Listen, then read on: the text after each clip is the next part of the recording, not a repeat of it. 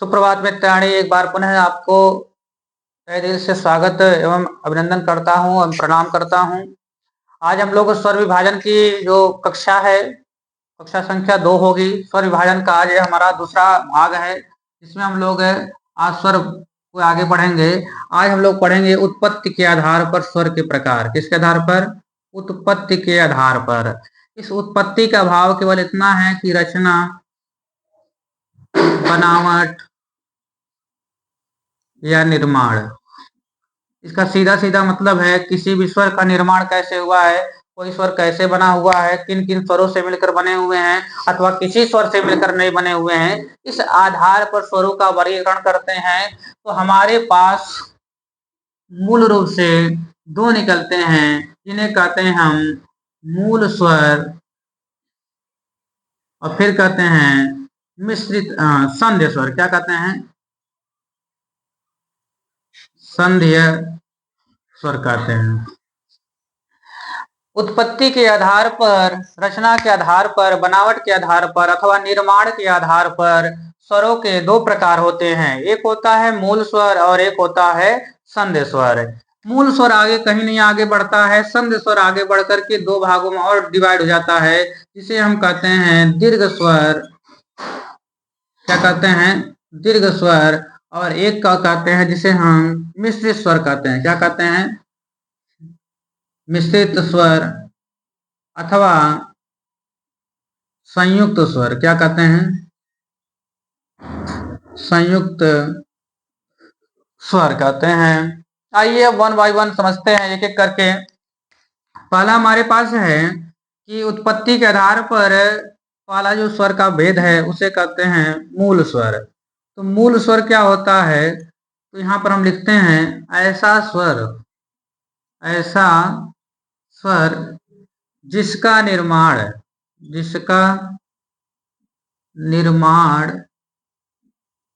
अथवा रचना किसी अन्य स्वर से नहीं होती है, नहीं हुआ है, किसी अन्य स्वर से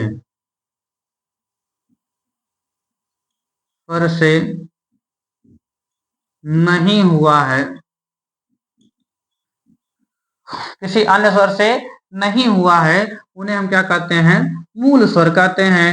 यानी कि अब देखते हैं हमारे पास कौन कौन से मूल स्वर बनते हैं। देखिए, हम आपको एक चीज बता देते हैं कि जो अ है, जो ई है, जो ऊ है और जो री है, यह ही हमारे पास मात्र 4 मूल स्वर हैं। क्या है? 4 मूल स्वर। अभी पीछे क्लास में हमने बताया कि इन्हीं को हम क्या कहते हैं? दीर्घ स्वर, ह्रस्व स्वर भी कहते हैं। ठीक, आइए आगे चलते हैं। मूल स्वर के बाद आता है क्या? संध्य स्वर। क्या होता है? संध्य स्वर। तो संध्य स्वर किसे कहते हैं? तो ऐसा स्वर जिसका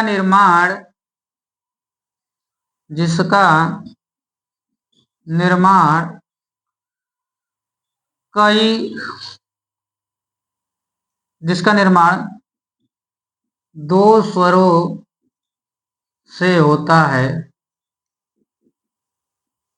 उन्हें हम क्या कहते हैं? क्या कहते हैं? संध्य स्वर कहते हैं। क्या कहते हैं? संध्य स्वर कहते हैं। देखिए, दिमाग में बैठाकर चलिए कि संध्य स्वर क्या होता है। यानी संधि, जिस स्वर के निर्माण में संधि का नियम का फॉलो होता है, उसे हम संधि स्वर कहते हैं। संधि स्वर का सीधा सीधा मतलब ये होता है कि ऐसे स्वर जिसकी रचना में संधि के नियमों का योगदान हुआ हो, संधि के नियम लगे हों, उसे हम संधि स्वर कहते हैं। जैसे देखिए, देखा जाए तो यहाँ पर हमारे पास, यहाँ पर देखेंगे ऐसा स्वर जिसका निर्माण दो स्वरों से होता है। तब बात करते हैं दो स्वरों की बात कर लेते हैं। ठीक है, अब ये दो स्वर कौन कौन से हैं? देखिए, एक है समान स्वर, एक है समान स्वर और एक है असमान स्वर। क्या है? असमान स्वर। एक क्या है? असमान स्वर है। तो याद रख लीजिए कि जब समान स्वरों के, ठीक है, जब समान स्वर प्लस समान स्वर मिलकर बनेगा, तब इसे हम कहते हैं दीर्घ स्वर। क्या कहते हैं? दीर्घ स्वर। क्या कहते हैं? दीर्घ स्वर। लेकिन जब असमान स्वर, क्या असमान स्वर मिलकर के बनेंगे, तब उसे हम कहेंगे संयुक्त अथवा मिश्रित स्वर कहेंगे। क्या कहेंगे? संयुक्त अथवा मिश्रित स्वर कहेंगे।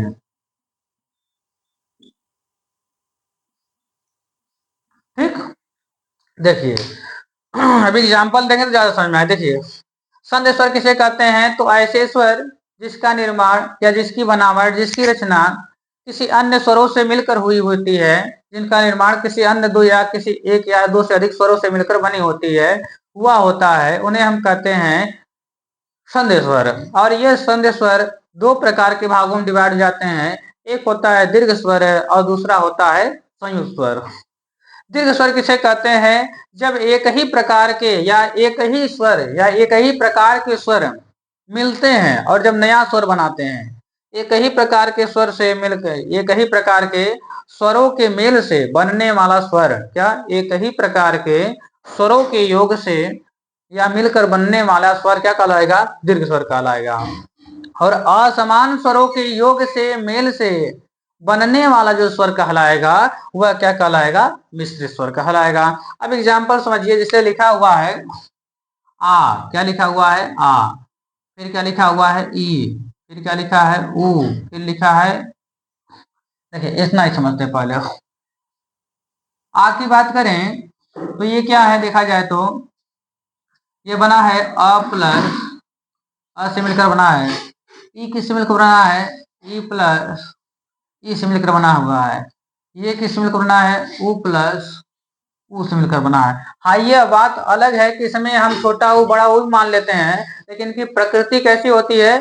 समान है, इस नाते से इसमें कोई अंतर नहीं मानेंगे। ठीक है, और वो जो प्रकृति यहाँ पर अलग मान लेते हैं, छोटा बड़ा मानते हैं, वह संधि के नियमानुसार बल्ला मानते हैं। उसमें आता है स्थानीय अंतरतम है सूत्र से, हमें छोटे बड़े यानी कि यदि ह्रस्व है तो उसके दीर्घ का भी ग्रहण कर लेते हैं। ठीक है, उसकी बात अभी चर्चा नहीं करेंगे, बाद में बताएंगे। देखिए अ और अ से मिलकर बना है, ई और ई से मिलकर बना है, और ऊ से। ये हम देख रहे हैं क्या कि यहाँ पर समान स्वर मिल करके एक नया स्वर बना रहे हैं। तो जब समान स्वर मिल करके एक नया स्वर बनाते हैं तो इन्हें हम कहते हैं दीर्घ स्वर। क्या कहते हैं? दीर्घ स्वर कहते हैं। ठीक, अब आगे चलते हैं, देखते हैं कि जब हम ए, ऐ, ओ, औ स्वर को देखते हैं, इसका कुछ ना कुछ निर्माण अलग तरीके से हुआ है। जैसे अ प्लस ओ से मिलकर बना है औ बना है, अ प्लस ऊ से मिलकर बना है ओ, अ प्लस ए से, अ प्लस ई से। अब देखेंगे कि यहाँ पर एक स्वर तो समान है, सब में कॉमन लग रहा है, लेकिन एक स्वर क्या है? असमान है। यानी कि दोनों क्या है?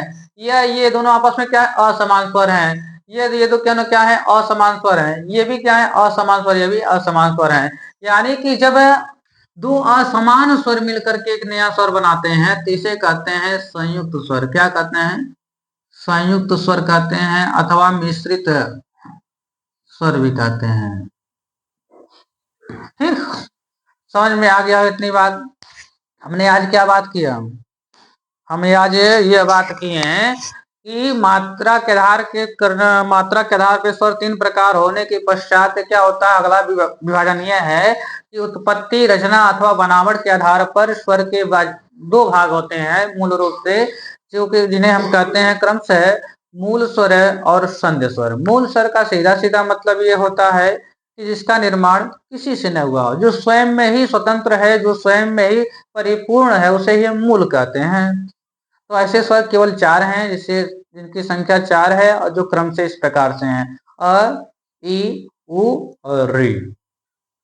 फिर इसके बाद अगला जो विभाजन उसमें वर्गीकरण किया गया, प्राप्त हुआ, जिसमें संधि स्वर। संधि स्वर का सीधा सीधा मतलब संधि से है, यानी कि ऐसे स्वर जिनका निर्माण संधि के नियमानुसार होता है या जो दो स्वरों से मिलकर बने होते हैं, उन्हें हम संधि स्वर कहते हैं। संधि स्वर भी दो प्रकार के होते हैं, एक होता है दीर्घ स्वर है, दूसरा होता है संयुक्त स्वर है। दीर्घ स्वर किसे कहते हैं? जब एक ही प्रकार के स्वर आकर नए स्वर का निर्माण करते हैं या एक समान स्वर मिलकर के नए स्वर का निर्माण करते हैं, बनाते हैं, तो ऐसे स्वरों को हम दीर्घ स्वर कहते हैं। और जब अलग अलग प्रकार के स्वर आकर मिलते हैं अथवा असमान स्वर मिलकर के एक नया स्वर बनाते हैं, तब उन्हें हम क्या कहते हैं, संयुक्त स्वर कहते हैं। इस संयुक्त स्वर को ही एक अलग नाम है जिसे हम मिश्रित स्वर भी कहते हैं। इनकी संख्या कितनी है तो देख सकते हैं यहाँ पर हम बताए हैं 4 हैं। कौन कौन है? ए, ऐ, ओ और औ। आज के लिए बस इतना ही। आशा है यह बात आप लोग को समझ में आ गई। हृदयंगम करते रहिए और अधिक से अधिक प्रेषित करते रहिए, आगे बढ़ाते रहिए। धन्यवाद। नमो नमः।